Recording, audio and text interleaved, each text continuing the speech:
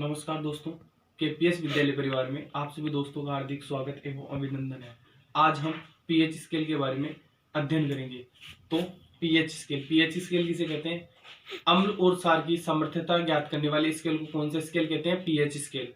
या कह सकते हैं किसी भी विलयन में उपस्थित हाइड्रोजन आयन की सांद्रता ज्ञात करने वाले स्केल को कौन सा स्केल कहते हैं? PH scale. पीएच स्केल में पी है वो जर्मन भाषा के शब्द पुसान से मिलकर बना है, जिसका अर्थ क्या होता है? शक्ति, और एच का मतलब होता है हाइड्रोजन आयन की सांद्रता। पीएच स्केल की स्थापना है, जो पीएच स्केल को बनाए थे वो सोरेनसन नामक वैज्ञानिक थे। उन्होंने सन 1909 में इसको स्थापना की थी। उन्होंने बताया कि जो हाइड्रोजन आयन होता है उसकी जो घातांक होते हैं उसी क्या कहते हैं? पीएच स्केल कहते हैं। अर्थात जो पीएच स्केल होता है वो अर्थात हम कह सकते हैं कि हाइड्रोजन आयन की सांद्रता के ऋणात्मक लघुगणक को क्या कहते हैं? पीएच कहते हैं। अर्थात हम कह सकते हैं किसी विलयन में हाइड्रोजन आयन की सांद्रता जैसे जैसे बढ़ती जाएगी उस प्रकार पीएच का मान क्या हो जाएगा? धीरे धीरे घटता जाएगा। और उदासीन विलयन का पीएच कितना होता है? 7 होता है। तो हम कह सकते हैं किसी जलीय विलयन में हाइड्रोजन और ऑक्सीजन हाइड्रोजन का सांद्रता ज्ञात करें तो उसकी सांद्रता होती है 1 × 10⁻⁷ मोल प्रति लीटर होती है। तो हम देखते हैं किस प्रकार ये होता है। तो बात करते हैं पीएच स्केल की। इसकी स्थापना कब हुई थी? 1909 में। किसने की थी? सोरेनसन नामक वैज्ञानिक ने।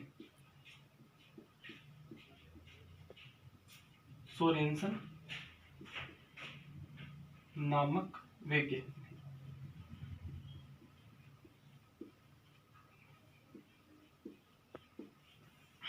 क्या है? अम्ल और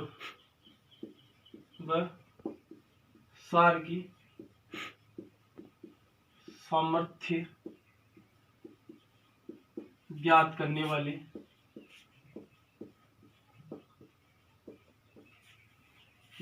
वाले स्केल को पीएच स्केल कहते हैं।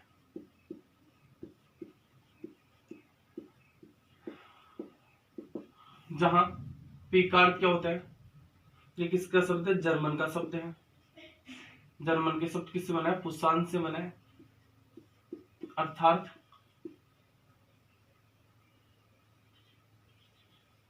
पुसान से बना है। अर्थात हम कह सकते हैं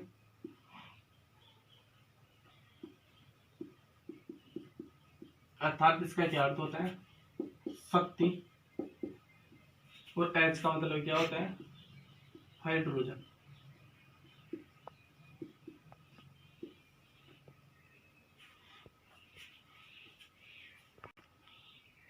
अर्थात क्या कह सकते हैं? हाइड्रोजन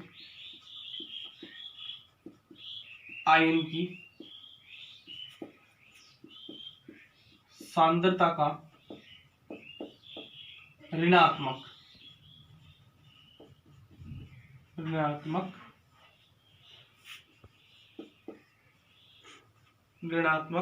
लघुगणक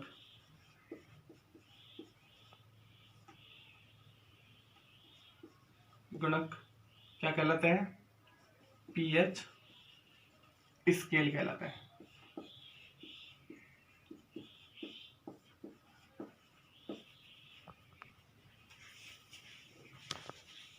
अर्थात हम कह सकते हैं कि pH बराबर -log H प्लस। अर्थात हम कह सकते हैं कि जैसे जैसे किसी विलयन में pH का मान बढ़ता जाएगा जैसे जैसे हाइड्रोजन आयन की सांद्रता बढ़ती जाएगी वैसे वैसे pH का मान क्या होता जाएगा? घटता जाएगा। अर्थात हम कह सकते हैं कि उदासीन विलयन के लिए पीएच का मान कितना होता है? 7 होता है। उदासीन विलयन के लिए पीएच का मान कितना होता है? 7 होता है। अगर हम बात करें, अगर किसी विलयन में H प्लस व OH की सांद्रता 1 × 10⁻⁷ मोल प्रति लीटर है तो उसका पीएच मान उदासीन होता है।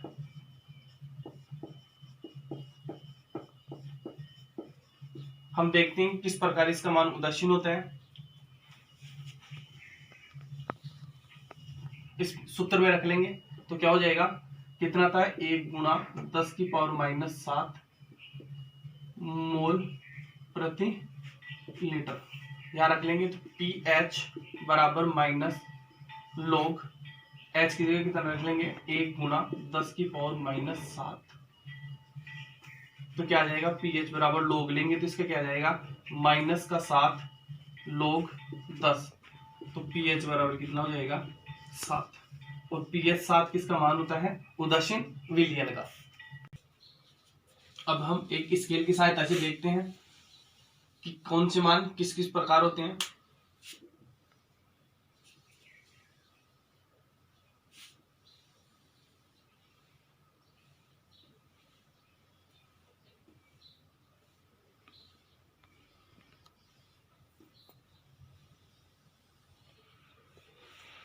जो तो होता है अम्लीय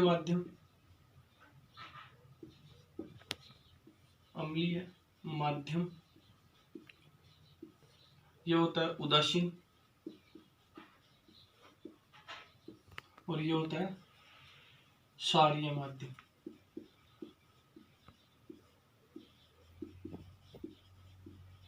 अर्थात यहां होता है 0, 7 और 14। तो 0 से और 7, 0 से बड़ा और 7 से कम, तो कौन सा माध्यम होता है, अम्लीय माध्यम। 7 कौन सा माध्यम होता है, उदासीन। और 7 से बड़ा वह 14 से छोटा, छोटे मान कौन से होते हैं, क्षारीय। अब हम देखेंगे कौन सा माध्यम अम्लीय होता है, कौन सा माध्यम क्षारीय होता है और कौन सा माध्यम उदासीन होता है, उनके पीएच कितने कितने होते हैं। तो अम्लीय माध्यम में क्या क्या आता है, लार, एसियल, जठरस, दूध, दही, नींबू का रस, टमाटर और सिरके। उदासीन विलयन कौन कौन से हैं, NaCl यानी कि सोडियम क्लोराइड नमक और शुद्ध जल। क्षारीय माध्यम में कौन कौन से आते हैं, आंसू, Na, सोडियम हाइड्रोक्साइड, रक्त, सब उनका घोल व पानी। अब इनका पीएच देखते हैं, इनका पीएच कितना कितना होता है। इसका पीएच होता है 6.5 से 7.5 के बीच में होता है। लार होती है वो थोड़ी क्या होती है, हल्की क्षारीय माध्यम में होती है। HCl होती है, HCl का पीएच होता है वो होता है 0 से तो बड़ा, 0 से 1 के बीच में, 0 से तो बड़ा और 1 से क्या होता है, छोटा। जठरस का पीएच कितना होता है, 1.2 से 1.4 के बीच में। दूध का पीएच होता है 6.4, दही का होता है 6 से छोटा। नींबू के रस का पीएच होता है 2.4, टमाटर का होता है 5.4 और सिरके का होता है 3। उदासीन विलयन में पीएच नमक का क्या होता है, यानी कि इसका होता है 7 और शुद्ध जल का भी कितना होता है, 7।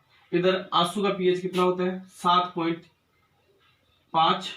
NaCl का, NaOH का कितना होता है, 14।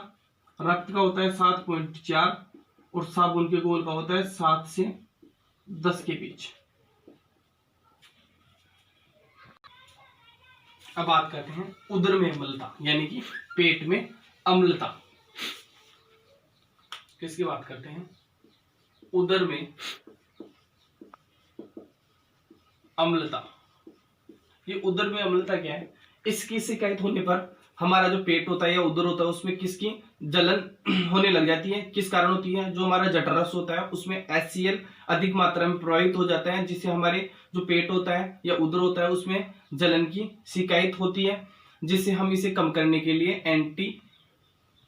एंटीऑक्साइड दुर्बल क्षारीय पदार्थ लेते हैं, जिसे क्या कहते हैं MgOH2। इसे क्या कहते हैं मिल्क ऑफ मैग्नीशियम कहते हैं, जिससे ये क्या कर देता है उसके जो विलयन है उसको क्या कर देता है उदासीन कर देता है। तो ये किसके कारण होता है? जठर रस में HCl की मात्रा अधिक होने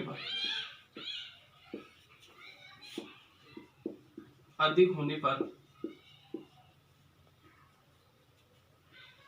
हमारे उदर में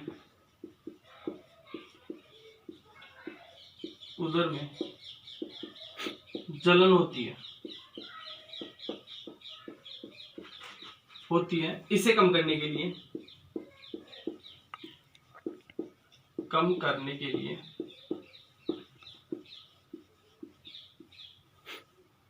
दुर्बल क्षारक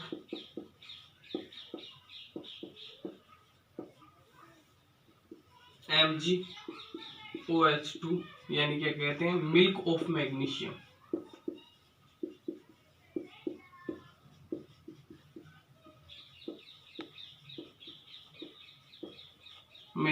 लेते हैं, जिस कारण ये क्या कर देता है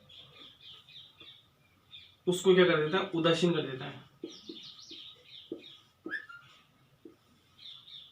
मिल्क ऑफ मैग्नीशियम उसे उदासीन कर देता है, जिससे हमें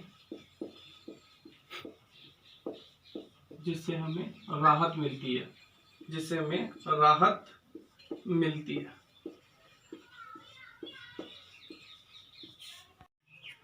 अब बात करते हैं दंत शेपें।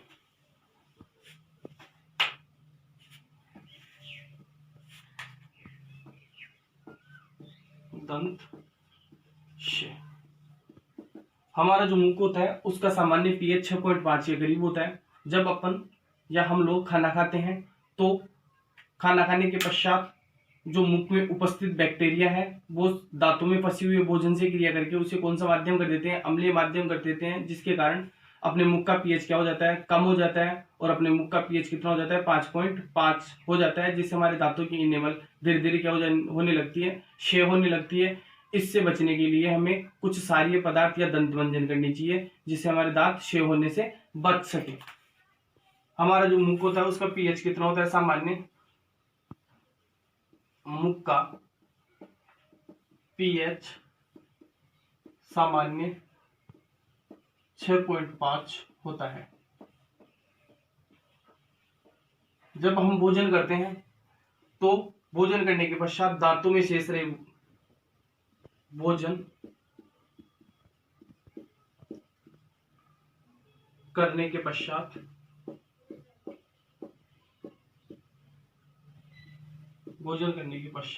दांतों में शेष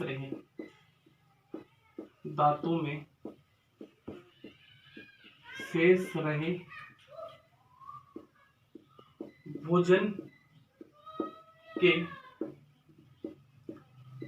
अपशिष्टों से मुख में उपस्थित बैक्टीरिया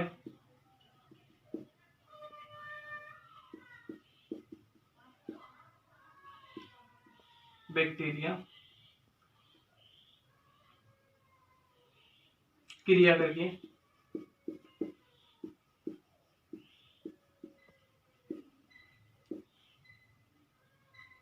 अम्ल स्रावित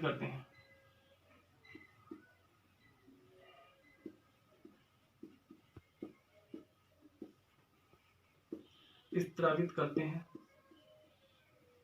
जिससे मुख का pH क्या हो जाता है कम हो जाता है और मुख का pH कितना हो जाता है 5.5 के करीब हो जाता है। इससे हमें दंत क्षय को बचाने के लिए क्या करना चाहिए?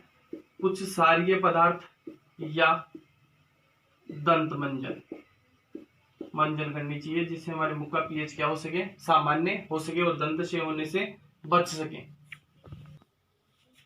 अब बात करते हैं कीटों के डंक की बात करते हैं। कीटों के डंक, या कीटों का डंक, कीटों का डंक। कीटों, मधुमक्खी या कुछ भी कीट होते हैं, उनके डंक में कौन सा पदार्थ होता है? अम्लीय पदार्थ होता है। हमने देखा था कि चिट्टी के डंक में कौन सा अम्ल होता है? फार्मिक अम्ल होता है। वो हमारे त्वचा के जैसे संपर्क में आते हैं तो हमारे त्वचा में क्या हो जाता है? अम्लीय माध्यम स्रावित होता है, जिसके कारण हमारे त्वचा पर जलन महसूस होती है। उसको कम करने के लिए हमें सोडियम हाइड्रोजन कार्बोनेट का उपयोग करना चाहिए, जिससे हमें तुरंत राहत प्राप्त होती है। कुछ भी मधुमक्खी या चिट्टी होती है, उनके डंक में कौन सा अम्ल पाया जाता है? फार्मिक अम्ल, जो हमारे शरीर में क्या कर देता है? हमारे त्वचा के संपर्क में आते हैं, हमारे त्वचा पर जलन महसूस होती है। इसको कम करने के लिए कौन सा? NaHCO3 कुछ सारे पदार्थ होते हैं, उनको उपयोग करना चाहिए, जिससे हमारे त्वचा पर क्या हो? जलन कम हो सके।